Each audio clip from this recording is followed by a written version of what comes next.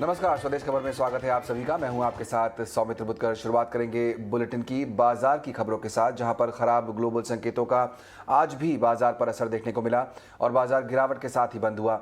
Intraday में Nifty 17,000 के नीचे चला गया था, लेकिन क्लोजिंग से पहले इसमें थोड़ा सुधार आया और निफ्टी 17,000 के ऊपर बंद हुआ। आज सभी सेक्टर्स के इंडाइसेस गिरावट के साथ बंद हुए हैं। बाजार में आज के पूरे एक्शन की डिटेल के साथ जुड़ रही है मेरी सहयोगी मानसी दवे। बिल्कुल, दिन भर बाजार में हमने वॉलेटाइल ट्रेड्स देखे, काफी उतार चढ़ाव के साथ। ऑफकोर्स बीच में बाजार ने अपने आप को संभालने की कोशिश भी की, लेकिन उतार चढ़ाव जो है दिन भर जारी रहे। और हो भी क्यों ना, मंथली एक्सपायरी के ठीक एक दिन पहले हम बाजार में आज ट्रेड कर रहे थे, तो ऑफकोर्स बिकवाली का दबाव या वॉलेटाइल सिचुएशन तो देखनी ही थी। इस बीच बाजार को संभालने का काम सबसे ज्यादा टीसीएस, हीरो मोटोकॉर्प, रिलायंस जैसे स्टॉक्स ने किया, जहां पर सबसे ज्यादा गेनिंग मोमेंटम दिख रहा था। पुलर्स कह लीजिए, एशियन पेंट्स, टाटा स्टील जैसे स्टॉक्स में अच्छी तेजी के बीच कामकाज देखने को मिला। बिकवाली का दबाव, बजाज फाइनेंस, ऑफकोर्स अनुमान यही था कि रिजल्ट का एक पॉजिटिव इंपैक्ट देखने को मिलेगा, लेकिन कोई पॉजिटिव सरप्राइज रिजल्ट में नहीं था, अनुमान था। वैसे ही नतीजा आते हुए दिखे और इसी से बाजार ने कोई सरप्राइजेस नहीं लिए और एक बार बिकवाली का दबाव ही देखने को मिला। करीब 7% की गिरावट के साथ बजाज फाइनेंस में ट्रेड्स हमने देखे। ICICI bank, Infosys, Bajaj Finserv, SBI जैसे स्टॉक्स भी रहे जो कि लाल निशान के साथ बिकवाली दिखा रहे थे। ऐसे में मिड कैप की गेनिंग मोमेंटम वाले स्टॉक्स की अगर बात करें, इस लिस्ट में बॉम्बे बर्मा जैसे स्टॉक शामिल था। इंड्योरेंस टेक्नोलॉजीज जैसे शेयरों में अच्छी तेजी देखने को मिली।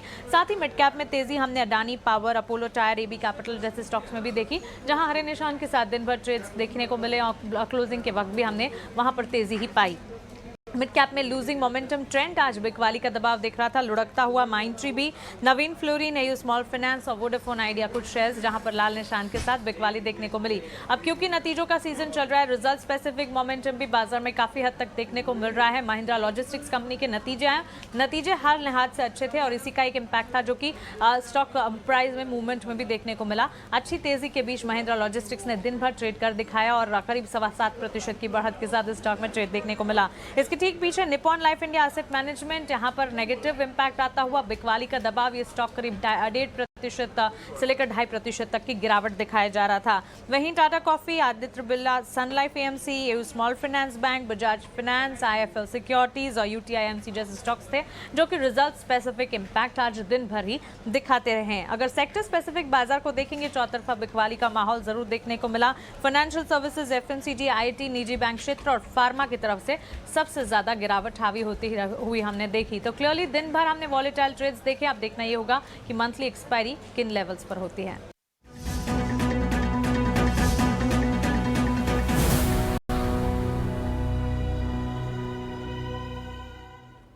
और एलआईसी का आईपीओ 4 मई से खुलने वाला है। इशू के जरिए सरकार 3.5% हिस्सेदारी बेचेगी।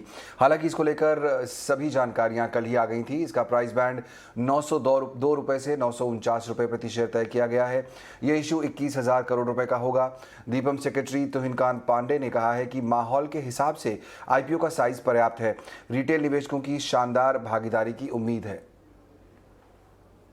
Right sized considering the capital market environment and will not crowd out capital and monetary supply given the current environmental constraints. We expect significant retail participation in line with our vision when we first started discussing the IPO. This is an opportunity for the Indian consumer to participate in the wealth creation of one of India's most valuable corporation. The valuation reflects this opportunity and the optimal size should provide for a strong demand and aftermarket performance. Even after the reduced size of about 21,000 crore, the LIC IPO is going to be the biggest initial public offering ever in the country. Ultimately, the market and investors will price this deal. और LIC के IPO को लेकर LIC के chairperson MR Kumar से खास बातचीत की हमारे सहयोगी अंकुर मिश्रा ने और उत्कर्ष चतुर्वेदी ने। सर, एक सवाल जो सबके मन में, शुरुआत 5% से हुई थी, अंत में हम 3.5 कर रहे हैं। इस दौरान क्या बात हुई, हुआ क्या कि हम 5 से 3.5 आ गए? बस यही बात है ना कि 5% जो वैल्यूएशन निकल रहा था वो काफ़ी ज़्यादा था। इस मार्केट में, इस वॉर के समय में क्या इतना एपिटाइट होगा मार्केट में, ये एक डाउट था, इसलिए हम 3.5 पे आ गए। सर, एक आपने जैसे बताया कि पॉलिसी होल्डर्स के लिए 60 रुपये प्रति शेयर का डिस्काउंट है, एम्प्लॉयज़ और रिटेल इन्वेस्टर्स के लिए 45 रुपये प्रति शेयर का। जो ये गैप है 15 रुपये का, वो उसके पीछे मतलब उस गैप को रखने की मंशा किस लिए रखी गई, उसके पीछे क्या कारण था कि क्या आप पॉलिसी होल्डर्स को ज़्यादा रिवॉर्ड करना चाहते हैं?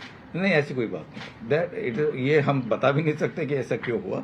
It is a matter of decision taken by government and LIC together. आपके फर्स्ट ईयर प्रीमियम की बात करें तो इस बार जो नंबर्स आए हैं उसके मुताबिक मार्च में करीब 63% मार्केट शेयर था, लेकिन अगर सिर्फ मार्च महीने की बात करें तो वो करीब 70% था। तो आगे का आप ये गाइडेंस क्या देखते हैं? क्या देखते हैं कि इसमें मार्केट शेयर आपका थोड़ा बढ़ने वाला है जिस तरीके के मार्च के नंबर्स रहे हैं? मेरे विचार से ये है कि हम जो पेनिट्रेशन बहुत कम है हमारे देश में, पेनिट्रेशन को बढ़ाने के लिए हमें ग्रो करना चाहिए। मार्केट शेयर वो है ऐसा कि नतीजे पे सारी कंपनी का जो डिसीजन आती है, जिसने कितना किया, it's only sum total of that. लेकिन ग्रोथ सबसे बड़ी चीज़ है और जितना हम ग्रो सकेंगे उस पर हम फोकस करेंगे। अब ग्रोथ पे अगर हम फोकस करेंगे तो मार्केट शेयर तो उसका it's a kind of thing that will happen on its own.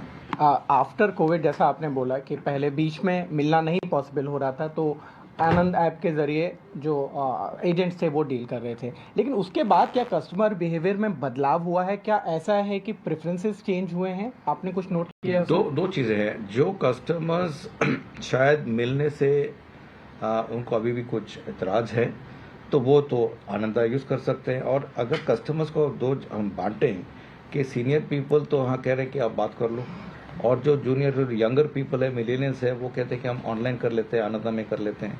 So there are both, so it is happening both ways. आगे जाके आपने कुछ एनालाइज किया है कि किस तरीके का मिक्स रहेगा बिटवीन डिजिटल और फिजिकल के बीच में? Slowly digital will increase. How fast, it's very difficult to predict. But seeing that people are doing banking through the phone, they're doing everything through the phone, why not insurance? So that is possible now. And slowly, in fact, 42% of our agents, or 1.37 million agents, are millennials. They are younger people. So they will probably use this app more. They will probably ask their customers to even try out, online.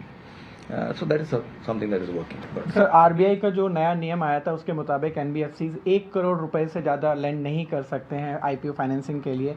उसमें कुछ गुजारिश की गई थी regulator से, और साथ ही साथ मैं ये भी जानना चाहूँगा क्या सेबी से अप्रूवल मिल गया है जो 3.5% आप अभी शेयर बेचने वाले, चूँकि वो 5% से कम है, और एंकर इन्वेस्टर्स के लिए लॉक इन पीरियड अभी कितना होगा इस IPO में? लॉक इन पीरियड वही होगा। RBI से हमने कुछ मांगा नहीं है, क्योंकि जो भी है कानून है उसके आधार पे हम काम कर रहे हैं। बस beyond this we are nothing. Sir, एक सवाल था, इक्विटी इन्वेस्टमेंट जो स्ट्रैटेजी हमारी अभी तक रही है, क्या उसमें किसी तरीके का बदलाव देखने को मिलेगा? और अगर बदलाव देखने को मिलेगा तो किस लाइन पर बदलाव होगा? आत्मा क्या होगी उस बदलाव की? देखिए, पॉलिसी होल्डर्स जितने सारे हैं, अभी जो हमारा कॉम्पोजिशन है पार का, वो सबसे ज़्यादा है। और पार पॉलिसी होल्डर्स के लिए लॉन्ग टाइम काफ़ी इंपॉर्टेंट है। 15-20 साल का वो पैसा डाल रहे हैं। तो we have to be cautious in our approach. इसीलिए हम बाय एंड होल्ड की हम स्ट्रेटजी लगाते थे। ये चेंज कैसा होगा, कितना होगा, ये आज नहीं बता पाऊंगा, बट इस पर हम काम कर रहे हैं।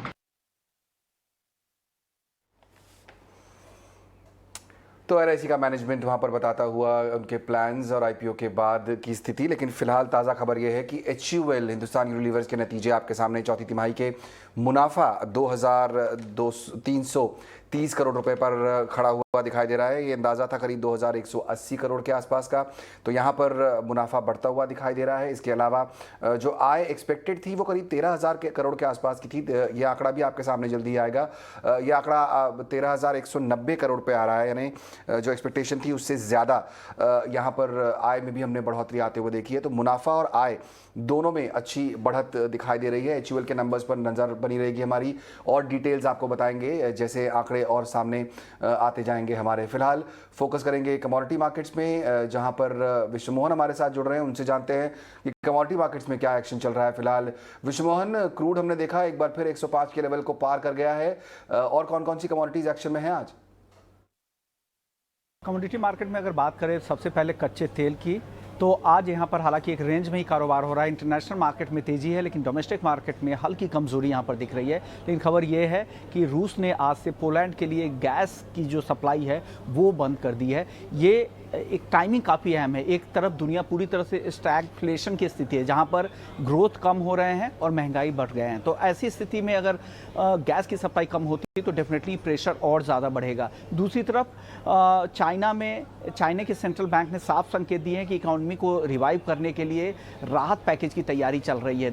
और साथ ही बीजिंग में शंघाई की तरह का लॉकडाउन लगाने की तैयारी चल रही है। जिस तरह से वहाँ पर कोविड के खतरे लगातार बढ़ गए हैं, इस तरह की चिंता वहाँ पर बनी हुई है। तो ऐसे में क्रूड के लिए मिक्स से फैक्टर है और देखना होगा कि क्रूड अब आगे किस तरह का डिसाइसिव मूव लेता है। गोल्ड सिल्वर की अगर बात करें तो डॉलर और ट्रेजरी यील्ड में जो नरमी आई है उससे यहाँ पर सपोर्ट मिला था, लेकिन आज एमसीएक्स पर कमजोरी के साथ कारोबार हो रहा है। करीब 2% की कमजोरी है।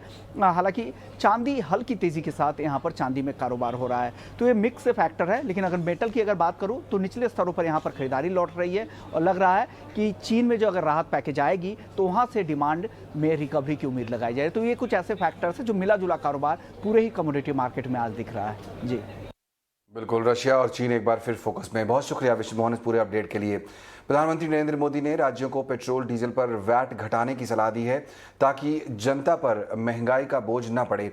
कोरोना पर सभी राज्यों के मुख्यमंत्रियों के साथ हुई बैठक में प्रधानमंत्री ने महंगे पेट्रोल का मुद्दा उठाया। पीएम ने कहा कि केंद्र एक्साइज में कटौती कर चुका है, लेकिन कुछ राज्यों ने वैट घटाया नहीं है। पेट्रोल डीजल की कीमतों का एक विषय हम सबके सामने है। देशवासियों पर पेट्रोल डीजल की बढ़ती कीमत का बोझ कम करने के लिए केंद्र सरकार ने एक्साइज ड्यूटी में कमी की थी। पिछले नवंबर महीने में कम की थी। केंद्र सरकार ने राज्यों से भी आग्रह किया था कि वो अपने यहां टैक्स कम करें और ये बेनिफिट नागरिकों को ट्रांसफर करें। इसके बाद कुछ राज्यों ने तो भारत सरकार की इस भावना के अनुरूप यहां टैक्स कम कर दिया, लेकिन कुछ राज्यों द्वारा अपने राज्य के लोगों को इसका कोई लाभ नहीं दिया गया। इस वजह से पेट्रोल डीजल की कीमतें इन राज्यों में अब भी दूसरों के मुकाबले कहीं ज्यादा है। अब आपसे मेरी प्रार्थना है कि देश हित में आप पिछले नवंबर में जो करना था, 6 महीने डिले हो चुका है, अब भी आप अपने राज्य के नागरिकों को वैट कम करके इसका बेनिफिट पहुंचाइए। केंद्र सरकार की व्हाइट गुड्स पीएलआई स्कीम के दूसरे राउंड के लिए 19 दिग्गज कंपनियों ने दिलचस्पी दिखाई है और 1500 करोड़ के निवेश का वादा किया है। इस पर और ज्यादा जानकारी के लिए 18 हाउस प्रदेश के संवाददाता समीर दीक्षित ने डीपीआईआईटी के एडिशनल सेक्रेटरी अनिल अग्रवाल से एक्सक्लूसिव बातचीत की। कितनी कंपनियां आगे आई हैं, निवेश कितना रहने वाला है और आपको क्या लगता है कि इसका फाइनल सिलेक्शन वो कब तक हम कर पाएंगे? पीएलआई स्कीम जो वाइट गुड्स की है, जिसमें एयर कंडीशनर्स और एलईडी के कंपोनेंट्स के मैन्युफैक्चरिंग के लिए सरकार ने अप्रूव किया है, उसके सेकंड राउंड के एप्लीकेशंस हमने 25 अप्रैल को क्लोज किया है और उसमें हमारे पास कुल 19 नए एप्लीकेंट्स हैं, जिनमें कि 8 कंपनीज हैं जो एयर कंडीशनर्स के लिए हैं and there are 11 companies who are coming into the LED segment. Total commitment of investment for ACs is about 1,060 crores and for LEDs is about 500 crores. So total मिलाकर के करीब 1550 करोड़ का investment commit किया है इन companies ने.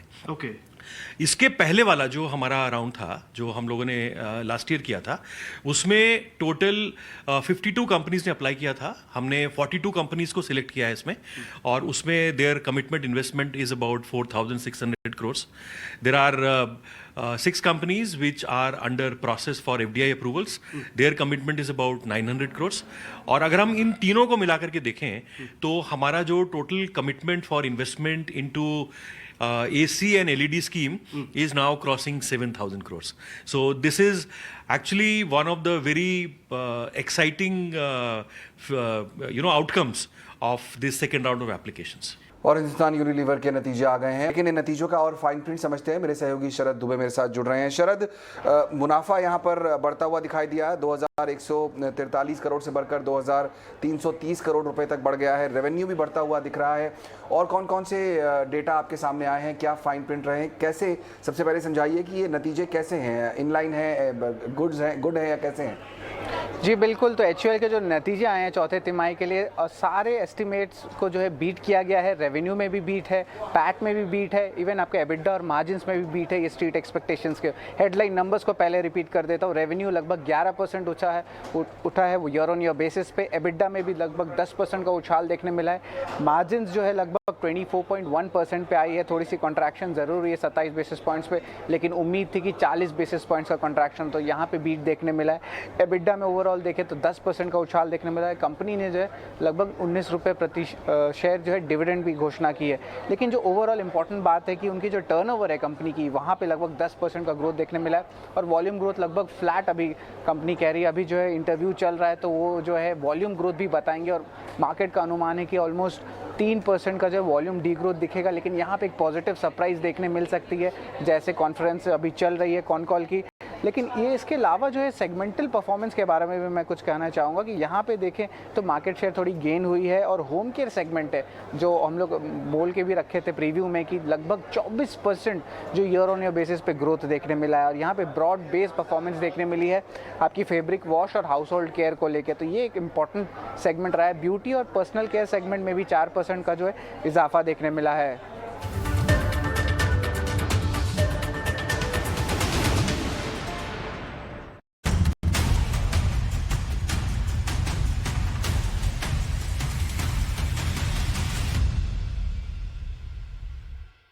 चुनौतियां तो हर business में आती हैं, मगर काबू वही पाते हैं जिनके पास होती है पक्की रणनीति।